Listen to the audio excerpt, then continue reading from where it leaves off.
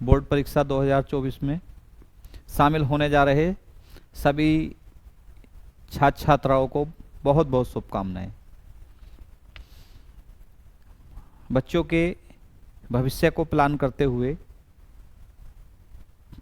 कि बच्चे अपने भविष्य में कैसे एक मजबूत नींव रखें, तो हाई स्कूल की परीक्षा से वो आपकी शुरुआत होती है। उसी को ध्यान में रखकर एसपीएस संस्कार शाला ने अपने अनुभव से एक 30 डेज स्टडी प्लान, सभी प्लान्स को देखकर जो लोग प्लान कर रहे हैं, एक 30 डेज स्टडी प्लान तैयार किया है, जो एक आपके लिए बहुत ही उपयोगी साबित होगा। बहुत बड़ी चीज़ है कि 100%, 200% ये तो कुछ नहीं, लेकिन ये आपकी मेहनत पे डिपेंड करेगा। और आप अगर इस प्लान के अनुसार चलेंगे तो निश्चित रूप से आपको 5 या से 10% नंबरों का परीक्षा में लाभ होगा। ठीक है, तो इस स्टडी प्लान को हम समझेंगे और ये आपको पीडीएफ नोट्स के द्वारा मिल जाएगा। 7 फरवरी 2024 से हमारी परीक्षाएं शुरू हो रही हैं और ये 7 मार्च तक चलेंगी। 7 मार्च तक के समय को हमने प्लान किया है। तो देखिए, अंतिम समय में योजना बनाकर किए गए काम से भी हम अपने रिजल्ट का परिणाम बदल सकते हैं,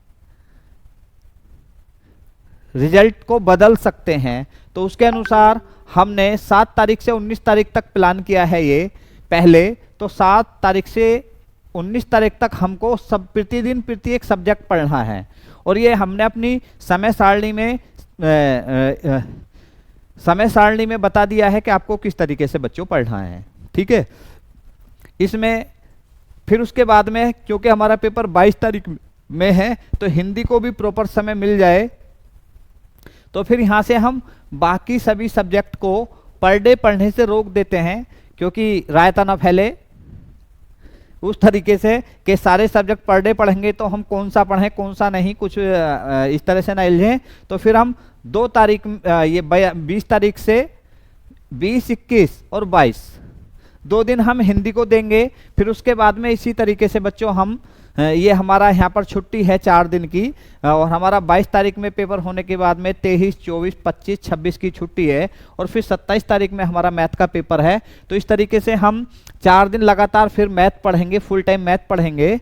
और इसके बीच में अगर किसी को आगे बचे हुआ कोई ऐसा सब्जेक्ट लगता है कि मुझे पढ़ना चाहिए तो वो समय निकाल कर अपने हिसाब से पढ़ सकते हैं। साइंस के बीच में छुट्टी कम है तो हमने इसे समय सारणी में ज़्यादा समय दिया है। हमने इसको समय को मैनेज करने का प्रयास किया है। 13 दिन में तो 13 डेज में जो हम ज़्यादा पढ़ेंगे इसको ज़्यादा पढ़ेंगे। फिर उसके बाद में हमारा इंग्लिश का पेपर है और इंग्लिश के पेपर में हमारे में 2 दिन की छुट्टी है, तो इसको भी समय सारणी में मैनेज करने के लिए हमने वहाँ पर पूरा प्रयास किया है। उसके बाद में हमारा ड्राइंग का पेपर आ जाता है। ड्राइंग के पेपर में हमारी 1 दिन की छुट्टी है और उसी हिसाब से हमने इसको भी मैनेज किया है समय सारणी में। नो टाइम, हमारे पास में एसएसटी एक ऐसा विषय है कि इसके लिए समय ज़्यादा चाहिए और इसमें कोई भी छुट्टी नहीं है, एक भी छुट्टी नहीं है। तो इसी को इसी तरह से समय सारणी में हमने सबको मैनेज करके ये किया है। अब समय सारणी के अनुसार हम देखें तो हम देखते हैं, हम पूछते हैं 22 तारीख से 22 तारीख में हिंदी का हमारा पहला पेपर है और हिंदी का पहला पेपर है तो हमने इसको 13 दिन में जो पढ़ा है तो हमने 13 डेज 1-1 घंटा पढ़ा है प्रतिदिन। वो पढ़ने का समय हमने दिया है 11 बजे से 12 बजे तक हम दिन में हिंदी को पढ़ेंगे। हमने सुबह 4 बजे से लेके और रात्रि 10 बजे तक का प्लान तैयार किया है, जिसमें सुबह 4 बजे से लेके हम 4 बजे उठते हैं, 5 बजे हम तैयार होकर पढ़ने बैठते हैं। तो इस तरीके से हम रात्रि 10 बजे तक 17 घंटे काम करते हैं। 17 घंटे में हमने 4 घंटे को खाली किया है तो 13 घंटे। एक दिन में 13 घंटे काम करेंगे तो 13 घंटे हमारा सुबह के समय हुआ।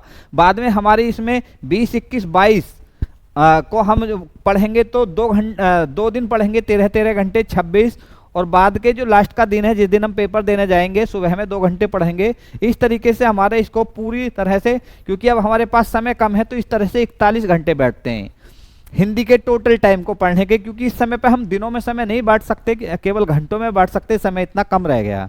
उसके बाद में हम आगे बढ़ते हैं, मैथ की प्लानिंग पे चलते हैं। तो मैथ में हमारा, क्योंकि इस तरीके से आपको मैं इसलिए समझा रहा हूँ क्योंकि ये आपको पीडीएफ से समझने में आसानी हो जाए। आप समझ ले कि मैं कहना क्या चाहता हूँ। तो 7 तारीख से 19 तारीख तक फिर हमने गणित भी पढ़ेंगे। तो सुबह 5 बजे से 7 बजे तक हम गणित पढ़ेंगे। 5 बजे से 7 बजे तक का समय गणित का हमने इसलिए रखा है कि आप सुबह को उठ के झोंटे ना खाएं और आप कागज पेंसिल लेके ऐसे सब्जेक्ट इजी पढ़ने का प्रयास ना करें कि सोते भी रहें पढ़ते भी रहें। तो आप सुबह आते ही एकदम एक्टिव हो जाइए। तो 2 घंटे हम प्रतिदिन मैथ पढ़ेंगे सुबह 5 बजे से 7 बजे तक, फिर 9 बजे से 10 बजे तक रात्रि में, वो सॉरी प्रातः दिन में ही ये, फिर हम 1 घंटा फिर मैथ पढ़ेंगे। इस तरीके से हम 3 घंटे प्रतिदिन मैथ पढ़ेंगे। 4 दिन की छुट्टी है, 4 दिन में 13 घंटे प्रतिदिन, हम 4 दिन में 52 घंटे मैथ पढ़ेंगे और 2 घंटे हम उसी दिन पढ़ेंगे। इस तरीके से हम पूरी तरह से इस मैथ को सब्जेक्ट को पढ़ने में हमें 67 घंटे मिलते हैं। 67। उसके बाद में हमारा फिर विज्ञान आ जाता है, क्योंकि विज्ञान में फिर हमारे पास में ये छुट्टी है। विज्ञान के पेपर में हमारा 29 तारीख में विज्ञान का पेपर है, और हमारा जो पेपर था मैथ का पेपर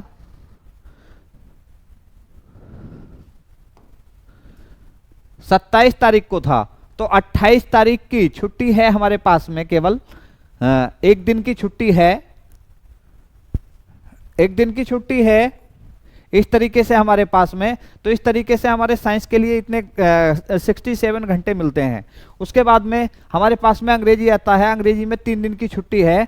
3 दिन की छुट्टी है तो हमने अंग्रेजी को शाम 6 बजे से 7 बजे तक आप हमारे साथ इसे पढ़ सकते हैं। रात्रि 9 बजे से 10 बजे तक हमारे पास में साथ में आकर आप क्लास ले सकते हैं। हमारी क्लास, क्योंकि यहाँ से मैं बताऊंगा बाद में, अभी पहले आप इसको समझे। 3 दिन इसमें छुट्टी है, अगर 13 घंटे हम प्रतिदिन पढ़ते हैं 3 दिन तक, तो 39 घंटे हमारे बैठते हैं। इस तरीके से इसका टोटल हमारा बैठेगा 67। उसके बाद में हम चित्रकला पर आ जाते हैं। तो चित्रकला में हमारे पास 1 दिन की छुट्टी है। उस दिन हम पूरा प्रयास करेंगे। कोई सब्जेक्ट ऐसा नहीं है कि उसके नंबर नहीं जुड़ते, सबके नंबर बराबर समान वो रखते हैं, और इसको नजरअंदाज ना करके पूरी प्रैक्टिस करें। उस दिन हमारे साथ भी प्रैक्टिस कर सकते हैं। उसके बाद में छुट्टी नहीं है, जिसमें वो पेपर है सामाजिक विज्ञान SST, जो काफ़ी जिसका विस्तार है, काफ़ी चैप्टर्स हैं, और इसको ध्यान से पढ़ने के लिए हमने दिन में इसके लिए जो व्यवस्था की है, तो वो व्यवस्था की है हम इसे दिन में 3 घंटे कम से कम पढ़ेंगे। कितने दिन तक? 13 दिन तक। सुबह 7 बजे से लेकर 8 बजे तक सामाजिक विज्ञान पढ़ेंगे, और उसके बाद में रात्रि 7 बजे से लेके और 9 बजे तक 2 घंटे। देखिए इस तरीके से सब्जेक्ट को, विषय को प्लान किया गया है कि पढ़ने में भी आसान लगे और समय भी सुविधाजनक हो।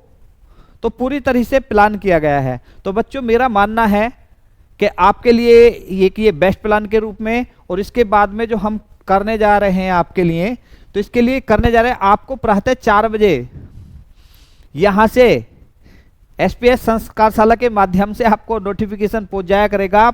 एक ये ऐसी संस्था है, जहां तक भी दूर तक इसको सुने समझें, तो निश्चित रूप से एक ऐसी संस्था है जो आप शिक्षा के क्षेत्र में इससे जुड़कर बहुत बड़ा लाभ ले सकते हैं। ये एक अब ग्लोबल नेटवर्किंग के माध्यम से बड़े मिशन की तरफ है, और एक बड़ा मिशन लेके काम कर रही है। तो एक छोटी सी प्लानिंग आप लोगों के साथ शेयर की है। 7/2 से 19/2 तक हमको समय सारणी के अनुसार पढ़ना है। 20/2/24 से हमें तक अलग सारणी मिलेगी, उसी के अनुसार पढ़ें। विज्ञान में छुट्टी कम होने के कारण विज्ञान को अतिरिक्त समय दिया गया है। बच्चों विज्ञान में छुट्टी कम है तो हमने उसको दिन में समय ज्यादा दिया है। इस तरीके से हमने मैनेज किया। ये सामान्य विज्ञान यहाँ पर लिखा हुआ है, ये बच्चों ये सामाजिक विज्ञान है, इसको करेक्शन कर लेना। सामाजिक विज्ञान में छुट्टी न होने के कारण इसको भी हमने अतिरिक्त दिन में 3 घंटे का समय दिया है। उसके बाद में सुविधा के अनुसार आप लोग चूंकि पढ़ेंगे, मैं भी वीडियो थोड़ी छोटी करना चाहता हूं, इसलिए कोई ज़्यादा डिटेल में नहीं जा रहा हूं क्योंकि वीडियो ज़्यादा लंबी ना हो जाए। तो सुविधा के अनुसार हमने आपको रेस्ट दिए हैं। आपको 8 बजे से 9 बजे तक 1 घंटा आप खाना खाइए, नहाइए, 7 बजे आप चाय पी सकते हैं उठकर। उसके बाद में हमने फिर दोपहर को 2 घंटे 12 बजे से 2 बजे तक आपके लिए रेस्ट रखा है। आप रेस्ट में रह सकते हैं आराम से, 2 घंटा आराम से दिन में आराम कर सकते हैं। उसके बाद सुबह ये शाम को 5 बजे से लेकर रात 10 बजे तक, ये गलत करा है, ये सुबह 2 बजे से शाम 5 बजे तक। और यहाँ पर एक समय खुला नहीं है, मैं ये समय खुलने में यहाँ पर ये एक मिस्टेक हो गई है, हमारे टाइपिस्ट से एक मिस्टेक हो गई है। तो उस मिस्टेक को आप यहाँ पर शाम को 5 बजे से 5 बजे साय से 6 बजे तक भी आपका रेस्ट और खाने पीने का समय है। आप इसमें खाना खा सकते हैं, टहल सकते हैं। इस बीच में हम खाना खा सकते हैं, टहल सकते हैं। और सुबह 5 बजे से लेकर 10 बजे तक हमने इस तरीके से आपको 4 घंटों का रेस्ट भी दिया है। जो बच्चे अपने परीक्षा के परिणाम को बदलना चाहते हैं वो एसपीएस संस्कारशाला के साथ 7 तारीख आज से और 7 मार्च तक जुड़े रहेंगे। निश्चित रूप से आपको 5 से 10% नंबर का लाभ होगा और ये आप खुद बताएंगे। तो इसके लिए एक चीज और ध्यान रखिएगा आप सब लोग कि सबका भला चाहने वाले व्यक्ति का ही ईश्वर भला करते हैं। जो सबका भला चाह सकता है ईश्वर का ध्यान उसी की तरफ आता है। तो आप सबसे एक निवेदन है कि जैसे हम आप सबके कार्य के अच्छा करने के लिए हम रात में भी जिस समय पे मैं ये वीडियो शूट कर रहा हूं, रात के लगभग 12:30 बज रहे हैं और मैं तब भी ये कार्य कर रहा हूं। तो मेरी आप सभी से, जिन भी बच्चों को, जिन भी भाई बहनों को, जिन भी मेरे आदरणीय माता पिता, जिस भी सज्जन को ये वीडियो जिस भी रूप में आपको किसी भी प्लेटफॉर्म से, यूट्यूब प्लेटफॉर्म से, फेसबुक से, इंस्टा से, टेलीग्राम से, जिस भी माध्यम से आपको, आप इसे ज़्यादा से ज़्यादा बच्चों में शेयर करें। क्योंकि ये योजना बिना अनुभव के या ऐसे ही बनाई हुई नहीं है, ये बहुत अनुभव के साथ बनाई हुई है। और इसको पढ़ने के बाद बच्चे खुद, परीक्षाओं के बाद आपके अपने बच्चे, आपके अपने भाई बहन खुद आपको बता रहे होंगे इससे उन्होंने कितना लाभ लिया है। तो मेरा सभी से कहना है इस योजना को फॉलो करें और समय समय पर, इस समय पर लगातार हम आपके साथ बने रहेंगे। बाकी जानकारी वहां पर होती रहेगी। जय हिंद। और इसी के साथ